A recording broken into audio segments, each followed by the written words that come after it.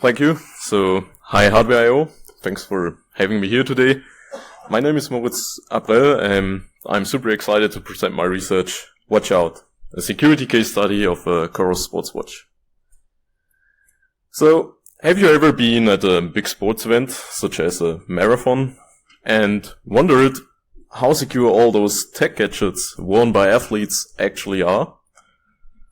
Well, in this talk we take a closer look at a widely used sports watch and showcase how we potentially attack those devices wirelessly to affect the user's privacy, overall data security, and how an attacker could ruin everyone's race day. But first, a few words about myself. I'm Moritz. I'm a senior IT security consultant and penetration tester at a German company. I conduct security research in different areas, including hardware, software, and firmware. And my work has been presented at well-known conferences such as Black Hat or DEF CON. But in my free time, I'm also passionate about endurance sports. And once you get more into it, you quickly encounter lots of tech gadgets. Above all, wearables such as smart rings or bracelets, and especially watches. And while there is already a lot of great research on devices like Garmin watches, I noticed one major brand that hadn't really been looked at before. COROS. So why COROS, you might be asking? Well, COROS is one of those vendors who spend a lot of money into marketing. So once you're doom scrolling through social media and the algorithm hates you, you will notice their watches are everywhere. But not only influencers, also professional athletes such as Jacob Ingebrigtsen or the marathon goat Eliud Kipchoge. So these watches are widely in use, which naturally made me curious, and I asked myself, how secure are they? So without further ado, we bought such a watch and started digging into it. And the main focus was, what could an attacker do without physical access? For example, an attacker is standing somewhere along a marathon course within Bluetooth range. And like most wearables, the COROS PACE 3 communicates with the connected phone via Bluetooth Low Energy, which was also set as the main focus of our analysis. So we looked at the communication between the watch and the connected phone, but also at possible direct attacks against the watch's Bluetooth Low Energy services and attacks against the connected phone. And the first thing we noticed, whenever the watch isn't connected to a phone, it actively advertises. And this includes the complete local name, battery service, device information, and an unknown service. Once connected, additional services appear like running speed and cadence, heart rate, as well as several proprietary ones that caught my attention. And in addition to reading some information about hardware and software version, battery level, or even heart rate if activated, we are also able to write to those proprietary characteristics once we're connected. But at this point, we didn't know the use protocol structure or whether writing to these characteristics had any effect without proper pairing or authentication. So to learn more, we first analyzed the pairing and bonding process of the watch.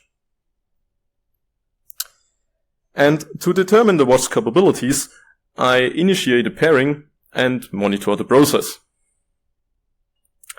So here we can see our pairing request, and we of course support secure connections and do have both input and output capabilities on our test device. But here's the watch's response.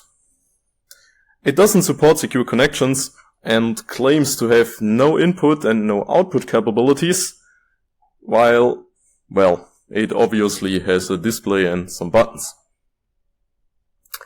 So this leads to legacy pairing with the just works mode in every scenario.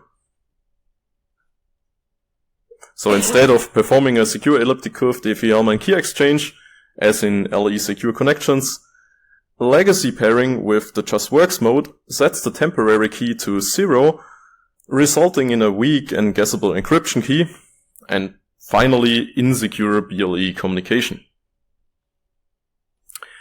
Okay, but maybe there is additional encryption on the application layer, right? So I man in the middle the BLE communication between a connected phone and the watch, and finally can say, no.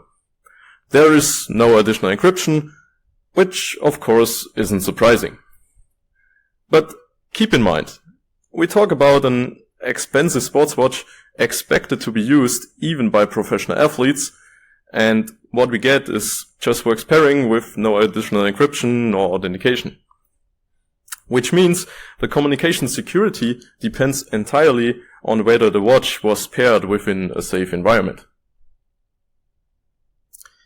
But to actually exploit this, we first had to understand the message structures. For example, how notifications are formatted and written to characteristics. So the structure turned out to be fairly simple. We were able to reconstruct it quickly, even without reversing the code.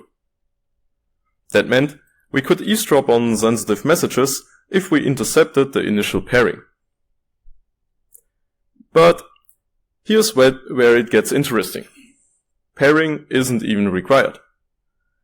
We can send messages directly to the watch whenever it isn't connected to a phone. So I wrote a Python script that can inject arbitrary notifications into a COROS watch which has no current Bluetooth connection. By the way, all scripts and technical details are shared in a blog post linked at the end of this talk. But what else can we do? Other interesting functions include Find My Device, which makes the watch blink and beep. Or resetting the device to factory defaults. So imagine this during a marathon.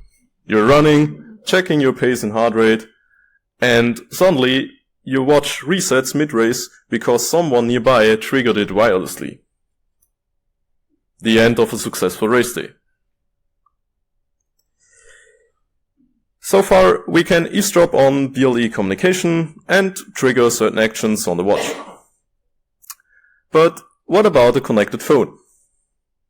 So, initially, all tests were conducted with an iPhone. Later, I moved to Android, and that's where things became really interesting. So, as already mentioned, on iOS, the watch and the phone are both paired and bonded. This means that even with just works pairing, the communication is still encrypted. In theory, Android should behave the same, right?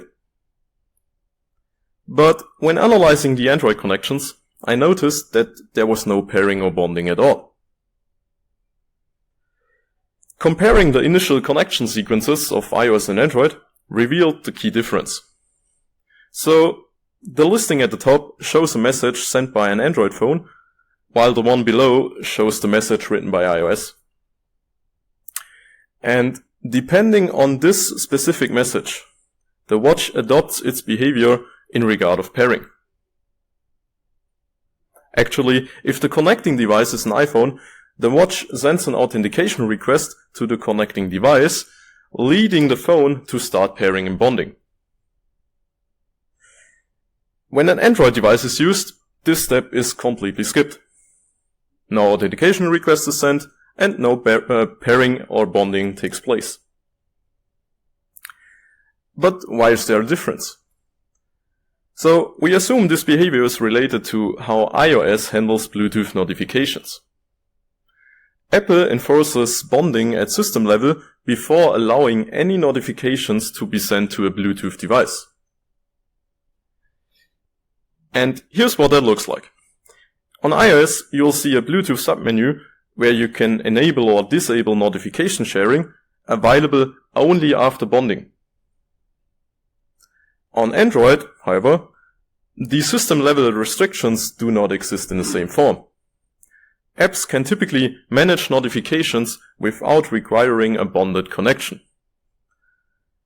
As a result, the COROS app simply skips pairing entirely, likely for convenience or due to how it was implemented. And if you're thinking, well, I just pair the watch manually, for example via the NRF Connect app, sorry, that won't help. The COROS app still ignores it and keeps communicating with the watch in plain text. Without pairing, the communication between the Android app and the watch is neither encrypted nor authenticated. As a result, an attacker does not need to be present during the first time use. Any ongoing BLE communication between an Android phone and the watch can be sniffed or tampered with, making attacks far more practical and harder to detect. For example, eavesdropping on notification data or health data. But is there even more? And yes, something much more serious. During each connection, the Android app sends an API access token to the watch. This token, on the other hand, is used for authentication against the COROS Training Hub API. And this API provides full access to health data, activities, location data, and personal account information, so basically a stalker's paradise. So an attacker can simply sniff the token. But there's even more to consider. Instead of just sniffing it, we can exploit the app's missing pairing and bonding logic to trick the phone into connecting to a fake COROS watch, forcing it to send us its current API token. And to do this, we only need to know the device's local name, which is the model name plus 3 bytes in hex. Which of course can be sniffed beforehand. So I wrote a Python script using WAD to emulate a fake COROS watch and force the app to send us its API token. Now let's see this in action. We start emulating our fake device and wait for a connection of a nearby Android phone with the COROS app installed. Once connected, we receive the victim's API token, and basically that's it. So the attacker just needs to be within Bluetooth range, for example on public transport or during a marathon, to hijack the account. And all of this without any user interaction. Alright. Thank you.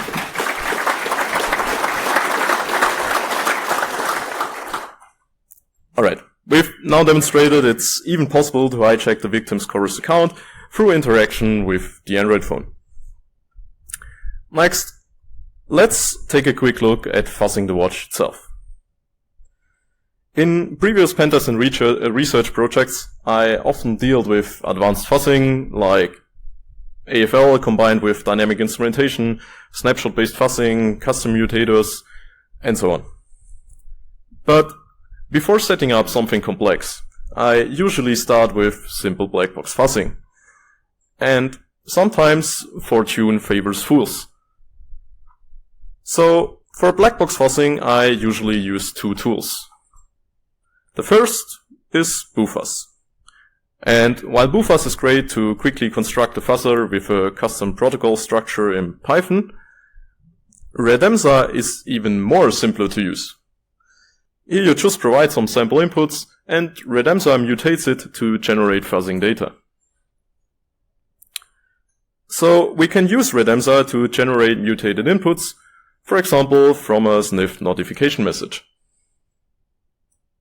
Afterwards, I quickly coded this simple script which reads the mutated inputs, connects to the watch via Bluetooth Low Energy, and writes the payload to the chosen characteristic. And then we hope for the watch to behave weird or even crash. And indeed, we found payloads that crash the watch. One relates to the notification message structure, and another crash is triggered by 2 specific messages, which is B90 followed by arbitrary 2 bytes as following message. So, as shown here, a nearby attacker can easily send these denial of service vectors to the watch, which causes the device to reboot. And if an activity is in progress, for example during a marathon, all recorded data up to that point will be lost. Okay, so to bring the actual risk on the table. You can steal my credit card, drain my bank account, but don't mess with my activities or running stats. That's crossing a line. Just kidding.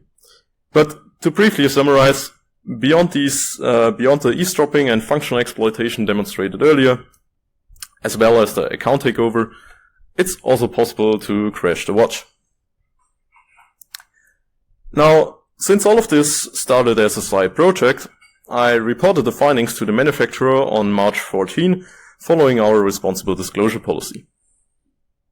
After a bit back and forth to reach the right contact, I finally received a response on April 15. So, according to the vendor, fixes for all Bluetooth-related issues are planned for the end of the year, while the denial of service vulnerabilities were scheduled to be addressed in June. Two other issues, however, were either postponed until the end of the year or won't be fixed at all. So, given the slow response and the lack of transparency, we decided to dig a bit deeper. So of course, we wanted to get the firmware, which turned out to be easy since the watch downloads updates via HTTP. And therefore, there was still no need to open the device. So we pulled the files ourselves, mainly the bootloader and the system OTA, and opening them in a hex editor revealed that both files share a similar 16-byte header structure. So just by educated guesses and some try and errors, we were able to reconstruct the header as shown here. However, further analysis of the system OTA didn't reveal much, so we turned our attention to the bootloader instead. And within the bootloader file, we can see several little endian memory addresses, and except the first one, which could be an initial stack pointer, all are in the same range. So, assuming this is a vector table, we might have identified the base address. And after stripping off the first 16 bytes for the header, we successfully loaded the file into Gitra and navigated to the reset vector. Within the reset vector, especially this function seemed to be interesting. Actually, this function writes a second reset vector into a memory mapped IO register, indicating initialization of a second CPU. Following that second reset vector, confirmed that the watch bootstraps and runs additional components on that second CPU. Now, looking back at the system OTA file and running strings on it, returns this one, which indicates that the watch eventually uses a PSOC 6 system on a chip by Infineon. And because we know from the bootloader that a second CPU is spinned up during boot, we can assume that the PSOC 6 62 line containing both an ARM Cortex M4 and Cortex M0 Plus is used. Therefore, we can load the correct SVD files into Gitra. And finally, we could see proper register names and the full memory map, which in turn allowed further analysis of how the bootloader updates and parses firmware from flash. So finally, a script was developed to parse and extract the watch's firmware, and thanks to many debug strings, further reversing was relatively straightforward. So, yeah, this became the starting point for our investigation of the found fuzzing crashes. In addition, the watch also shares a hard forward lock with the connected phone if a crash occurs, and this way, we can simply trace back the root causes of the found issues. And the first crash seems to be in range of the function app android info treat. As we saw earlier, a notification message has 3 parts: the package name, a header, and a body. And each of them has a type field and a length. Taking a closer look at the function reveals that if line 1 starts with a null byte, it will use the end of the package name as notification header. So in that case, WhatsApp. So let's take a look at our message which causes the crash. First, we have the BLE message type, followed by line 0 and length of line 0. And then, line 1, or actually the type line 1, is missing. And this is exactly what triggers the crash, a simple null pointer dereference if line 1 isn't available. The second crash happened when sending B90 followed by any 2 bytes. The function handling this, BLE protocol command receive, expects a second message with this specific structure. Now, looking at this code shows that the data size is calculated from the message length -3. However, sending only 2 bytes, causing an integer underflow, which is then passed to calculate checksum as buffer size. As a result, calculate checksum reads past the buffer's end and until it hits a memory boundary, leading to a crash. So we reported these additional details on May 14 and published advisories on June 17 in coordination with COROS. But even after publication, no notable progress was observed. Accordingly, the manufacturer offered no meaningful response and a timely resolution of the vulnerabilities was not expected. Until I received this email from Darian, who appears to be the head of product marketing, on June 29. And after a few polite words, the interesting part followed. So he said they would prioritize fixing the vulnerabilities with a resolution planned for the end of July and for some issues by the end of August. So yeah, pretty cool. I thought they probably just needed some time internally to understand and address the issues. But the very next day, I got several notifications on X. And that's when I realized someone else had kicked things off. Like, I'm going to make sure someone notices this email approach. I emailed the CEO. I emailed the head of product support and communication. I emailed the internal head of public relations. And I emailed 2 external PR people that were part of their external PR firm for both Americas and Europe. And yep, that did the job. So, anybody in the audience who knows him? Actually, it was Raymaker, aka DC Raymaker, who picked up the story and reached out to COROS asking mainly 2 questions. First, do these issues affect all COROS devices?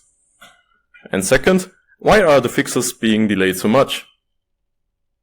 Afterwards, he wrote a detailed blog post and released a YouTube video about it. And I want to take the opportunity to shout out DC Raymaker. His coverage and analysis on this topic is on spot. It's not often you see responsible disclosure explained so clearly and professionally, and all of this to a mainly non-technical audience. So please give his channel a look. So while I read the blog post and watched the video, I realized that the email I received was more or less the same email he received as answer to his questions. So he obviously got the ball rolling. Anyway, now let's see how COROS answered to his questions. So the first question is, does it actually impact all COROS devices? And COROS' CEO confirmed that yes, these indeed do impact every single one of the devices across the board, including their way back devices they would have to go back and fix. Number 2 then was, why on earth is this taking so long to push out these updates? Pushing to December for massive vulnerabilities like this seemed really out of line with reality. And he came back and said the following. You're right that we were initially notified earlier this year, around 82 days ago. Side note, by the way, it's actually 107 days at this point. I'm going to assume just late night mental math there, but setting that aside. When we were notified, we started working on the issues, but I have to admit the priority should have been higher. It's a learning for COROS to prioritize security-related problems. We had responded to the individual who reported these concerns with an oversimplified answer of before the end of 2025, but we should have been more specific on the timeline with each item rather than speaking in broad terms and stated that these will be fixed long before the end of this year. Alright, so first, mainly all of the COROS devices, including all the watches and cycling computers, are affected by the issues. And as Ray correctly stated in his video, this isn't really surprising. And for the second answer, well, make your own mind. But at least the public discussion pushed COROS to take action. And the online debate that followed was, well, entertaining. So people started discussing on several platforms such as X, Reddit, or on YouTube, and suddenly COROS joined the conversation. Of course, this talk isn't about blaming the vendor, but still, their initial statement deserves a look. They said, "The specific scenario discussed seems highly unlikely as a real-world exploit." Well, hopefully I have shown otherwise. There's no credible evidence to suggest that this could be scaled up effectively. Well, again, hopefully disproven, even if this wasn't exploited in the wild to attack real targets. An attacker would need an extensive amount of equipment. Well, sure, like a Raspberry Pi. To overcome signal interference, so it seems like someone haven't understood BLE. The ability to stay close to each individual for a meaningful duration. Well, we talk about seconds. For this type of exploit to work, the attacker would need to establish a Bluetooth just works connection for each device, which is simply not correct.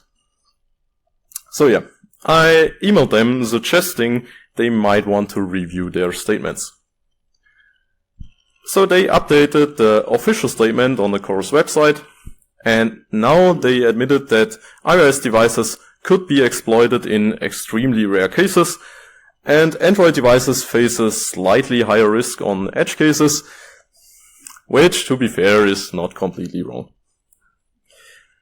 Anyway, the important thing is that COROS finally managed to fix the vulnerabilities.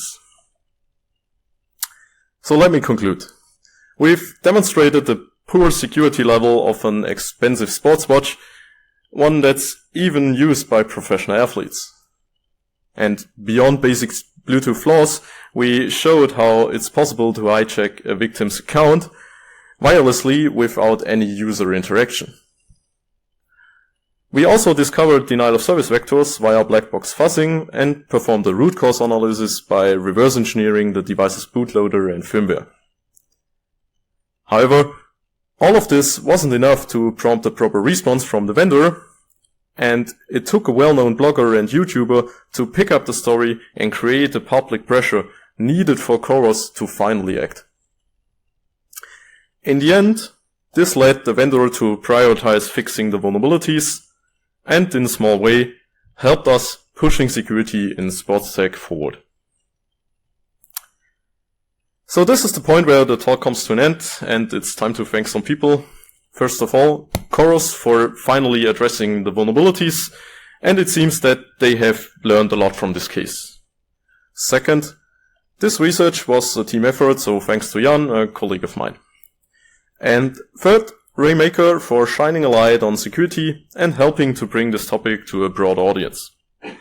And last but not least, thank you for joining the session. Check out the blog post. Feel free to contact me on X, and yeah, enjoy the rest of the conference. Thank you. Thanks, Moritz. That was exciting, and I really feel the pain of going through this. Do we have questions from the audience? Don't be shy. There was I'm sorry. Thank you for the talk. One question: Did you manage to execute your own code on the watch? And the other one is, you mentioned that the firmware update happens over HTTP. So would it be possible to, let's say, make an access point, Wi-Fi access point, so that the watch would connect to it and then download the binary that you want to upload? Yeah, actually we tried that. But during reversing the bootloader, we noticed that the firmware loaded from Flash actually is verified by RSA. So there's a signature which is verified. But what we currently have not checked is if the bootloader actually is verified. So maybe it's potential future research, right? So maybe try to modify the bootloader, update the watch via a man-in-the-middle attack, and yeah, let's have a try. Do we have any other question? So before they fixed the issues, did you how many positions in a race did you climb using your techniques? Well, a lot. You can see the whole conversation timeline in the advisories, so check that out. Right. One more question from the center. Yes, hello. I just wondered, what sports watch would you recommend, or what do you personally use? Excellent question. Actually, I'm using a Garmin watch, but that's no advertisement for that. Yeah, I haven't mentioned to, or I haven't looked at it because these guys are so expensive, so didn't want to break my watch. But yeah, you should also have a look to other sports watch. Definitely give a shot. All right. Knowing all the drama that you went through, will you do it again? Well, in the end, it was fun, and especially seeing that someone else, not from the security context, had picked up the story. Yeah, was fun to watch. So, yeah, I would definitely do. All right. So, thank you so much, Moritz.